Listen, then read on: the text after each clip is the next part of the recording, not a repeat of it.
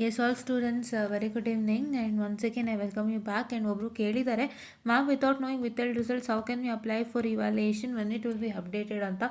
ವಿಥೆಲ್ಡ್ ಆಗುವಂಥದ್ದು only one ರೀಸನ್ಗೆ ನಿಮ್ಮ ಕಡೆಯಿಂದ ಫ್ರಂಟ್ OMR ಶೀಟಲ್ಲಿ ಮಿಸ್ಟೇಕ್ ಆಗಿರ್ತಾರೆ.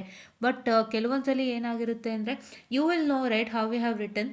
ನೀವು ಬರೆದಿರೋ ನಿಮಗೆ ಗೊತ್ತಿರುತ್ತೆ ಅಲ್ವಾ. ಸೊ ಅವಾಗ ಎಷ್ಟೋ ಸಲ ನಿಮಗೆ ಕರೆಕ್ಟಾಗಿದ್ದರೂ ಕೂಡ ವಿಥೆಲ್ಡ್ ಮಾಡಿಬಿಟ್ಟಿರ್ತಾರೆ. ಸೊ ಹಾಗಾಗಿ ಅಂಥ ಸಮಯದಲ್ಲಿ what's that you can does have to wait you have to wait. So ಇವರಿದು ಒಂಥರ ಲೈಕ್ ನಿಮಗೆ ಒಂಥರ ಚೀಟಿಂಗ್ ಕೈಂಡ್ ಆಫ್ ಥಿಂಗೆ ಮಾಡಿರೋವಂಥದ್ದು. ನಾನು ಅದು ಹೇಳಬಾರ್ದು. ವೈ ಬಿಕಾಸ್ ಇವಾಗ ನಿಮಗೆ ಹಲವಾರು ಸಬ್ಜೆಕ್ಟ್ ವಿಥೆಲ್ಡ್ ಆಗಿರುತ್ತೆ. ನಿಮ್ಮ ಕಡೆಯಿಂದ ಮಿಸ್ಟೇಕ್ ಆಗಿಲ್ಲ ಅಂದರೂ ಕೆಲವೊಂದು ಸತಿ ಅವ್ರು ವಿಥೆಲ್ಡ್ ಮಾಡಿರ್ತಾರೆ. ಸೊ ಅದನ್ನು ಅದು ಸರಿ ಮಾಡಿ ಅವರು ಅಪ್ಡೇಟ್ ಮಾಡಿದ್ಮೇಲೆ ನಿಮಗೆ ರಿವ್ಯಾಲ್ಯೂಯೇಷನ್ಗೆ ಅವಕಾಶ ಕೊಡಬೇಕಾಗಿತ್ತು. But this is unfair by the way. So wait ಮಾಡಿ ಬರುತ್ತೆ. ಸೊ ಇವಾಗ ಏನು ಅಂತ ಹೇಳಿದ್ರೆ ಎಸ್ಪೆಷಲಿ ವಿಥೆಲ್ಡ್ ಆಗಿರೋ ಅಂಥದ್ದು UHV ಮಾತ್ರ, ಯೂನಿವರ್ಸಲ್ ಹ್ಯೂಮನ್ ರೈಟ್ಸ್ ಮಾತ್ರ ಆಗಿರೋವಂಥದ್ದು.